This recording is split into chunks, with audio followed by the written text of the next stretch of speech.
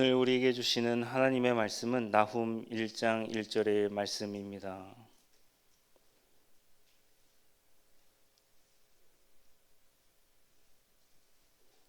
제가 봉독하도록 하겠습니다. 니느웨에 대한 경고, 곧 엘고스 사람 나훔의 묵시의 글이라. 아멘. 옆 사람과 평화의 인사 나누도록 하겠습니다. 주님의 평화를 빕니다. 평화를 빕니다. 잘 오셨습니다. 오늘 말씀은 위로의 하나님이라는 제목으로 하나님의 말씀 전하도록 하겠습니다. 제가 몇 번 말씀드렸습니다만 성경 저자의 이름의 뜻을 알면 그 성경이 보인다라고 말씀드렸습니다. 특별히 구약 성경과는 아주 밀접하게 관련이 있습니다. 오늘 우리가 읽은 말씀의 제목은 나훔입니다. 나훔은 위로라는 뜻을 가지고 있습니다. 이것을 사람에게 사용되었을 때는 위로자라는 뜻과 함께 사용되곤 합니다. 일반적으로 위로는 따뜻한 말이나 그에 상응하는 행동을 했을 때의 위로라고 이야기를 합니다.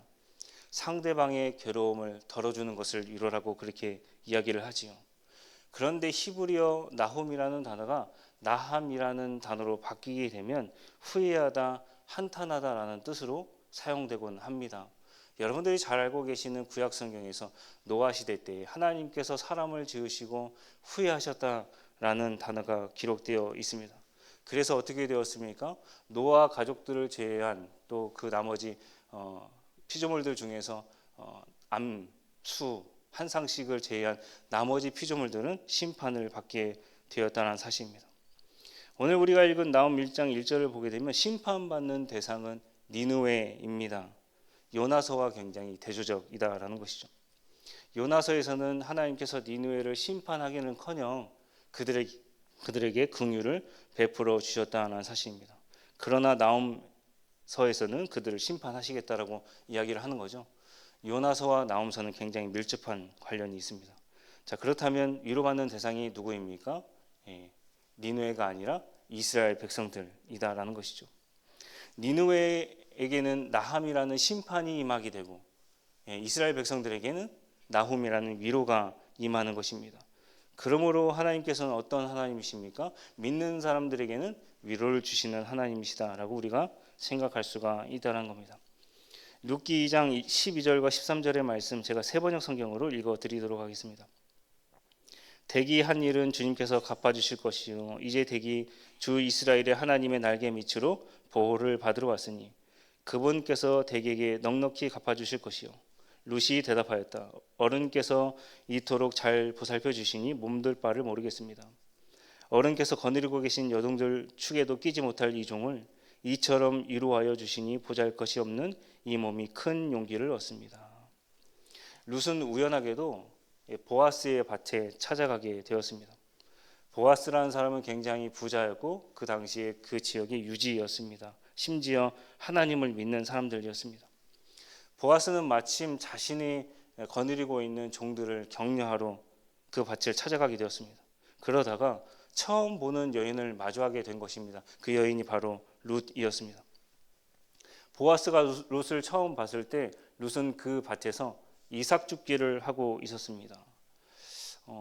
그 당시 하나님의 법이 이 가난한 사람들을 위해서 심지어는 먹지 못하는 피조물들을 위해서 자신의 밭에서 나온 이삭이 떨어진다라고 한다면 그것은 죽지 않게 하나님께서 법령으로 만들어 주셨다는 사실입니다.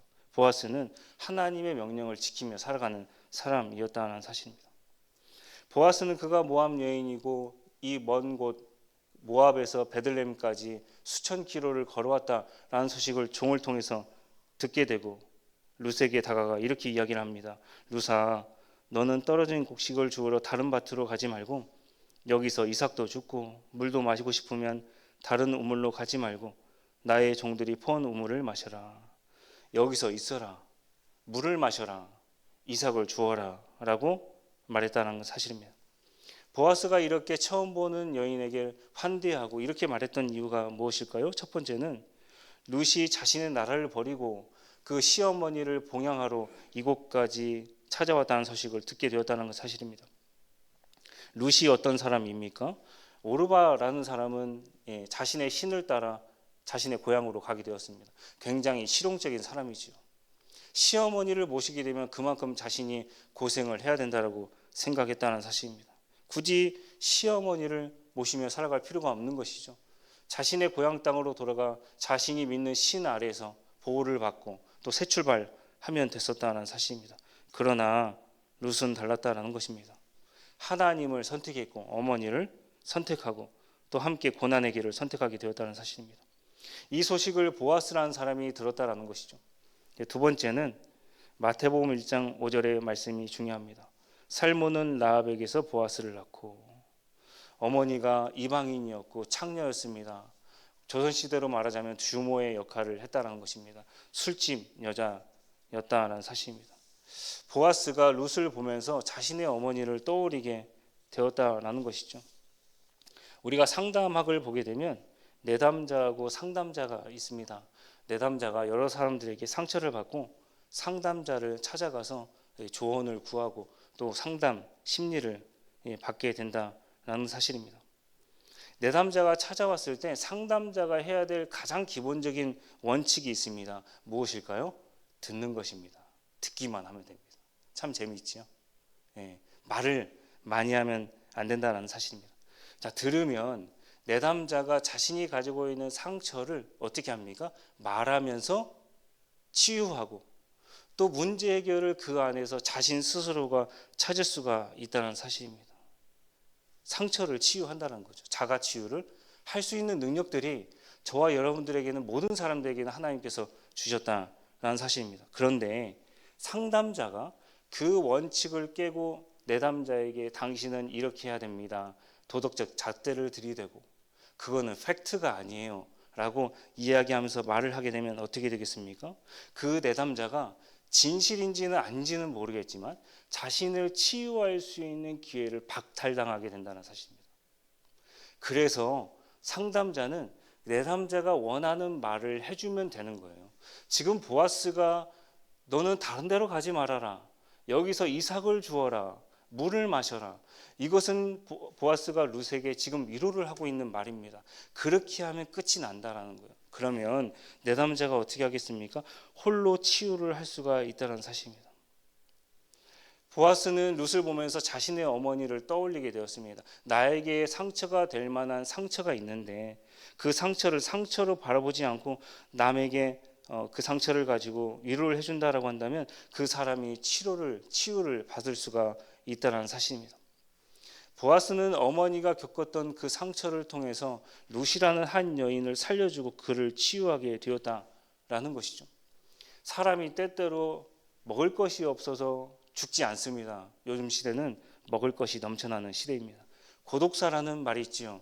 외로워서 나에게, 그게 사실이든 아니든 상관이 없다니까요. 나에게 위로를 한마디 해주는 그 사람이 없고 내 마음을 알아주는 사람이 없고 내 말에 대해서 받아주는 사람이 없기 때문에 그 사람이 죽게 된다는 사실입니다. 그것이 바로 고독사다라는 사실입니다. 하나님께서는 보아스라는 사람을 통하여서 룻에게 위로의 말씀을 전해주셨습니다. 곡식도 줍고 물도 마시고 여기에 머물러 있어라. 심지어 룻기 후반기에 가게 되면 식초를 주게 되는, 그게 발람의 식초입니다. 굳이 주지 않아도 될 식초까지 주면서 그에게 환대해 주게 되었다라는 사실입니다. 아무런 연고가 없고 이방 여인을 이렇게 환대하다는 것, 있을 수가 없는 일입니다. 이 모든 것들이 하나님의 은혜였고 룻이 하나님을 선택한 결과였습니다. 하나님 한 분 바라보고 모든 것을 포기하고 하나님 곁으로, 그 날개 밑으로 왔던 룻을, 보아스를 통해서 하나님께서 위로해 주셨다라는 사실입니다. 룻의 고난은 물질의 어려움도 있었습니다. 그래서 밭을 나간 것이겠지요. 그런데 사람들의 입을 통하여서 하나님의 위로가 절실했다라는 사실입니다. 너의 고생을 다 알고 있어, 하나님께서 이렇게 위로해 주셨다는 사실입니다. 성경을 보게 되면 하나님을 종종 위로의 하나님 그렇게 표현한 곳이 굉장히 많이 있습니다. 로마서 15장 4절과 5절 말씀 보면 이런 말씀이 있습니다. 새 번역 성경입니다. 무엇이든지 전에 기록한 것은 우리에게 교훈을 주려고 한 것이며 성경이 주는 인내와 위로로서 우리로 하여금 소망을 가지게 하려고 한 것입니다. 인내심과 위로를 주시는 하나님께서 여러분들이 그리스도 예수를 본받아 같은 생각을 품게 하시고, 이 말씀, 방금 읽은 말씀을 보게 되면 성경이 여러분들에게 위로를 준다라고 얘기하고 있습니다. 하나님께서 여러분들에게 위로를 준다라고 이야기하고 있다는 사실입니다. 오늘 여러분들 하나님께 기도하러 나오셨습니다. 왜 기도하십니까, 여러분들? 왜 기도하세요? 내가 소원했던 모든 것들이 효과 신앙으로 하나님께 관철되어서 하나님께서 그 일들을 이루어 주시기를 바라면서 여러분들 기도하면서 나오셨습니까? 그러면 하나님께서 이래라 저래라 내가 너희들에게 응답하겠다 그렇게 말씀해 주셔야 합니다. 그런데 하나님께서는 때때로 침묵으로 일관하시고 침묵으로 여러분들에게 응답을 주신다는 사실입니다. 제가 말씀드렸다시피 여러분들 기도하게 되면 자가치유를 하게 된다는 거예요. 그래서 하나님께서 뭐라고 말씀하십니까? 말한 대로 행하리라, 내 귀에 들린 대로 행하리라, 그렇게 말씀하고 있다는 사실입니다. 내가 많은 상처를 가졌을 때 하나님 앞에 나와서 기도하게 되면, 내담자가 그렇게 하나님께 상담자에게 기도하게 되면 하나님께서 여러분들의 마음을 만져주시고 위로해 주신다는 사실입니다. 특별히 그 앓고 있던 문제까지도 말하다 보면 문제 해결이 된다는 거예요. 여러분들 안에는 이미 문제 해결할 수 있는 그 능력과 힘이 있다는 사실입니다. 그게 하나님이 주시는 힘이다라는 거예요. 방금 읽은 말씀에서 하나님께서 성경 말씀을 통해서 위로해 주시고 하나님께서 여러분들을 위로해 주신다라고 말씀하고 있습니다. 기도는 없어요. 그 약속의 말씀을 붙잡고 여러분들이 기도하게 되면 어떻게 됩니까? 놀라운 역사가 일어나게 된다는 사실입니다. 사랑하는 성도 여러분, 어떤 사람에게도 지금도 하나님의 위로가 계속해서 부어지고 있다는 사실을 여러분들 믿으시기를 바랍니다. 험한 세상입니다. 잠 못 들 때가 얼마나 많이 있습니까? 상처된 말들로 인해서 분할 때가 얼마나 많이 있느냐라는 사실입니다. 여러분들이 극심한 고통으로 위기에 처했을 때 하나님께 기도하면 반드시 응답이 임한다라는 사실입니다. 뿐만 아니라 보아스처럼 여러분들이 남을 위해서 위로되는 말을 한다라고 한다면 로마서의 말씀처럼 여러분들이 선교자적 사명을 감당하게 된다는 사실입니다. 오늘 하루 살아가실 때 보아스처럼 누군가에게 위로가 되는 말씀을 많이 하시기를 바랍니다. 그러면 세상 사람들은 여러분들을 보고 하나님의 사람이다, 그렇게 믿는 사람이다라고 말할 것입니다. 위로의 사람은요, 내가 받은 상처를 그 사람에게 곧장 돌려주지 아니하고 이것을 내 때에서 끊어내야 되겠다 라면서 사람들에게 위로를 전하는 사람입니다. 하나님께서 나홈을 위로하셨습니다. 또 뿐만 아니라 보아스는 룻을 위로했다라는 사실입니다. 오늘 하루 여러분들의 삶이 남을 위로하고 치유하는 하루가 되시기를 주님의 이름으로 간절히 소망합니다. 기도하겠습니다.